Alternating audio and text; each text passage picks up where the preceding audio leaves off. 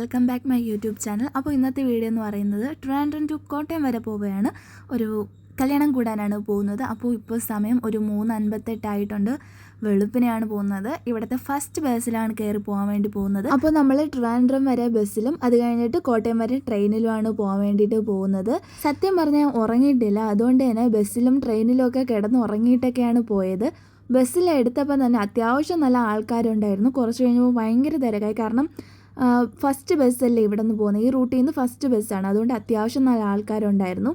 പിന്നെ ട്രെയിനിൻ്റെ കാര്യം പറയാനാണെങ്കിൽ ജസ്റ്റ് മിസ്സായിരുന്നു. ഞാനും ഏട്ടനും പപ്പയും അമ്മയാണ് പോകുന്നത്. പപ്പയ്ക്ക് വയ്യാത്തത് കൊണ്ട് നടക്കാൻ കുറച്ച് ബുദ്ധിമുട്ടുണ്ട്. അതുകൊണ്ട് അവരുടെ അടുത്ത് നമ്മൾ നേരത്തെ പോകാൻ വേണ്ടി പറഞ്ഞിട്ട് നമ്മൾ ടിക്കറ്റ് എടുത്ത് പെട്ടെന്ന് ഓടിപ്പോയപ്പോഴാണ് ട്രെയിൻ കിട്ടിയത്.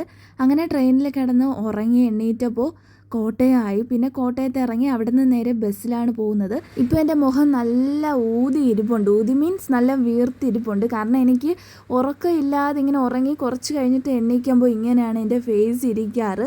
അതുകൊണ്ട് ഫേസൊക്കെ നല്ല ബോറായിട്ട് ഇരിപ്പുണ്ട്. പിന്നെ രാവിലെ ആയതുകൊണ്ട് തന്നെ ഞാൻ ഫേസിൽ വലിയ മേക്കപ്പോ അല്ലെങ്കിൽ ലിപ്സ്റ്റിക്കോ ഒന്നും തന്നെ ഇട്ടിട്ടില്ല. ഒരു മേക്കപ്പും ഒരു ഐറ്റവും ഇടാതെയാണ് വന്നത്. അതിൻ്റേതായിട്ടുള്ള ഫേസിൽ കുറച്ച് ഡിമെറിറ്റൊക്കെ കാണും ലിപ്സ്റ്റിക്കൊക്കെ ഇടാത്തതുകൊണ്ടേ. അതുമല്ല ഉറങ്ങി എണ്ണീറ്റതുകൊണ്ടും ഫേസിൽ നല്ല ബോറായിട്ട് വൃത്തികേടായിട്ട് ഇരിപ്പുണ്ട്. അപ്പോൾ ബാക്കിൽ നിന്ന് വരുന്നതാണ് എൻ്റെ പപ്പയും അമ്മയും. പപ്പയുടെ ടീഷർട്ട് കണ്ടോ, ഇത് കണ്ടിട്ടാണ് അവർ നടന്നു വരുന്നതൊക്കെ എനിക്ക് മനസ്സിലായത്. ഇത് കാണുമ്പോൾ കോമഡി ആയിട്ടുണ്ടെങ്കിലും കുഴപ്പമില്ല, പപ്പയുടെ കംഫർട്ടല്ലേ. ഓക്കെ, കോട്ടയം എത്തിയപ്പോൾ നമ്മുടെ കൊച്ചച്ഛനും കൂടെ ഉണ്ടായിരുന്നു. അപ്പോൾ അവിടെ നിന്ന് കൊച്ചച്ഛനും പപ്പയും അമ്മയും പിന്നെ ഞാനും ഏട്ടനുമാണ് കോട്ടയത്ത് അവരെ വീട്ടിലോട്ട് പോകുന്നത്. അത് പറഞ്ഞപ്പോഴാണ്, ആരുടെ കല്യാണമെന്ന് പറഞ്ഞില്ലല്ലോ, എൻ്റെ ചേച്ചിയുടെ ഹസ്ബൻഡിൻ്റെ അനിയത്തിയുടെ കല്യാണമാണ്. ഭയങ്കര സിമ്പിളായിട്ട് നടത്തുന്ന ഒരു കല്യാണമാണ്. വളരെ ഭയങ്കര ആഡംബരവും അങ്ങനെയൊന്നുമില്ല. അങ്ങനെ നമ്മൾ ബസ് സ്റ്റാൻഡ് വരെ കുറച്ച് ദൂരമുണ്ട് നടക്കാൻ വേണ്ടിയിട്ട്. നടന്ന ശേഷം ബസ്സിൽ കയറി. ഏത് ബസ്സാണെന്ന് എനിക്ക് ഓർമ്മയില്ല, ഏതൊക്കെയോ സ്ഥലത്തിൻ്റെ ബസ്സാണ്. അങ്ങനെ ബസ്സിൽ കയറി കുറച്ച് നേരം കഴിഞ്ഞപ്പോൾ ഒരു അരമണിക്കൂർ യാത്രയുണ്ട്. അത് കഴിഞ്ഞപ്പോൾ അവിടെ നിന്ന് ഓട്ടോ പിടിച്ചാണ് നേരെ പോയത്. ഓട്ടോയിലാണെങ്കിൽ എല്ലാവരും തിക്കി നെരുങ്ങിയിരിക്കുന്നത് കൊണ്ട് നമ്മളെത്ര 3, 2, 5 പേരുണ്ടല്ലോ. അപ്പോൾ 5 പേര് തിക്കി നെരുങ്ങിയിരിക്കുന്നത് കൊണ്ട് ആ വീഡിയോ എടുക്കാൻ പറ്റിയില്ല. അങ്ങനെ നമ്മൾ നേരെ വീട്ടിലെത്തി. ആദ്യം തന്നെ ഞാൻ വീടിൻ്റെ പരിസരവും കാര്യങ്ങളാണ് നോക്കിയത്. ഇവിടെ കുറേ ചെടിയൊക്കെ ഉണ്ട്, അത് ഞാൻ വഴിയെ കാണിച്ചു തരാം. നമ്മളങ്ങനെ അകത്ത് കയറി നമ്മളെ ലഗേജൊക്കെ മാറ്റിയ ശേഷം പല്ല് തേക്കാൻ വേണ്ടി പുറത്തിറങ്ങി. അപ്പോൾ ഇതാണ് ഞാൻ പറഞ്ഞ ചെടിയൊക്കെ എന്ന് പറയുന്നത്. ഇത് ആമ്പലാണ്. അപ്പോൾ ഇത് കണ്ടപ്പോൾ എനിക്ക് സൂപ്പർ അങ്ങനെ ഒരു ഫീൽ തോന്നി. കാരണം നമ്മൾ അവിടെ ഇങ്ങനെ വീട്ടിലൊന്നും ആമ്പലോ അങ്ങനെ കാര്യങ്ങളൊന്നും വെച്ചിട്ടില്ല. പിന്നെ ഈ ഒരു പൂ കണ്ടപ്പോൾ എനിക്ക് നൊസ്റ്റു അടിച്ചു. ഇത് പണ്ട് ഞാൻ സ്കൂളിലൊക്കെ വെച്ചുകൊണ്ട് വന്ന പൂവാണ്. ഇതിൻ്റെ പേര് കല്യാണ സൗഗന്ധികം എന്നാണ്.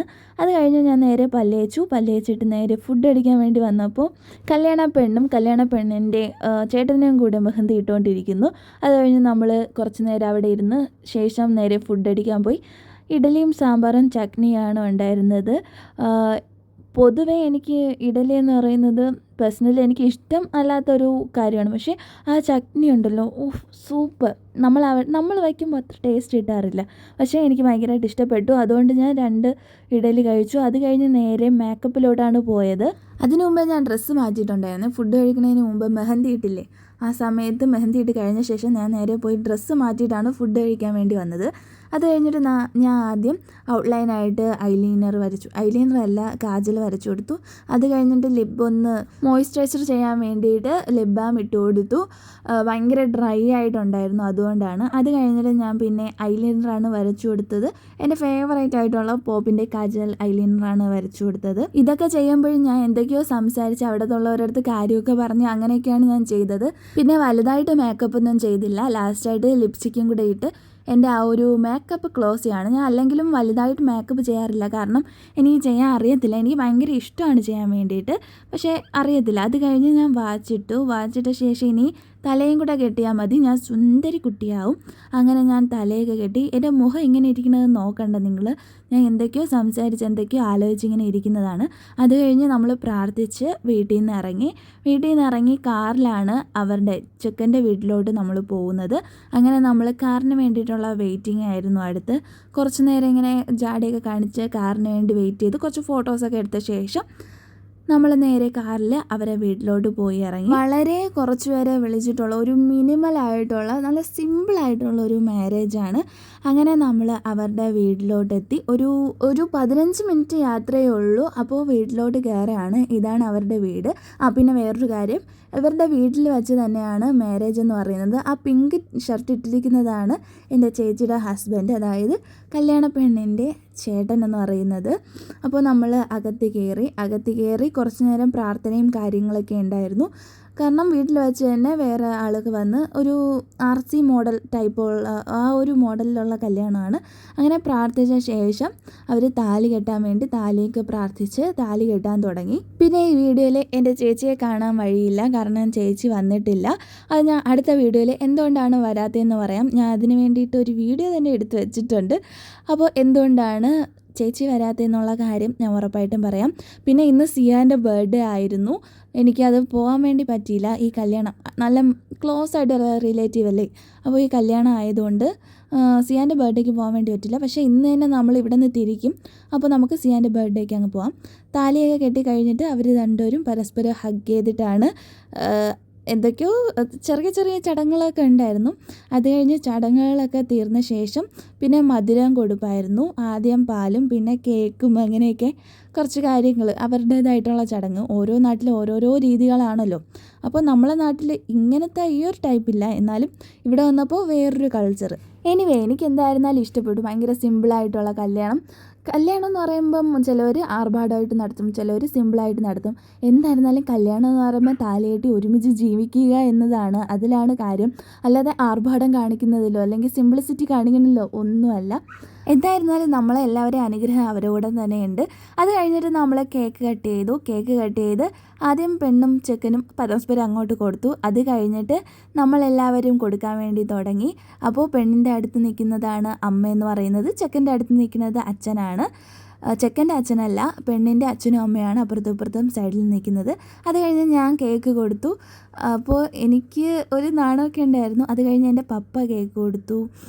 പപ്പയ്ക്കാണെങ്കിൽ കണ്ണ് ചെറിയൊരു കാഴ്ചക്കുറവായതുകൊണ്ട് എവിടെയാണ് ഇരിക്കുന്നതെന്ന് അറിഞ്ഞൂടാ. അത് ചെറിയൊരു കോമഡി ആയിരുന്നു. പിന്നെ ഇതാണ് എൻ്റെ കൊച്ചിച്ചൻ എന്ന് പറയുന്നത്. നേരത്തെ ഞാൻ പറഞ്ഞില്ലായിരുന്നു, അങ്ങനെ കൊച്ചിച്ചൻ കൊടുത്തു.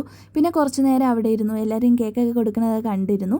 അത് കഴിഞ്ഞിട്ട് നമുക്ക് കേക്ക് കൊണ്ട് വന്നു. അത് കഴിഞ്ഞ് നമ്മൾ കേക്കൊക്കെ കഴിച്ച ശേഷം ഫുഡ് കഴിക്കാൻ വേണ്ടി പോയി.